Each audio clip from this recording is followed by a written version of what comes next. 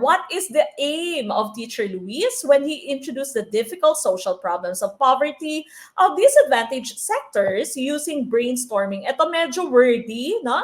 So maaring malito kayo dito, pero yung pinaka-importante lang naman na term dito is brainstorming. Okay? So brainstorming yung ginamit niya, hindi lecture. Bakit? Pero first letter A po, ang ating tumpak na choice. Ang kumbaga, ang hinahanap lang naman ng ating question dito, ano yung pinaka-goal kung bakit po tayo gumagamit ng brainstorming. Okay? And it is to generate ideas. No?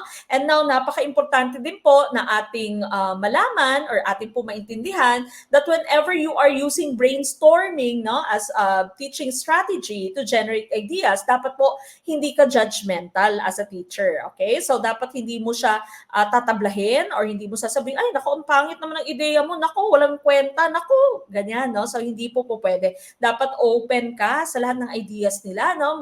Kahit medyo out of this world yung ideas niya, di ba? You have to advocate their creativity, no? So, because brainstorming would generate as many ideas as you can have.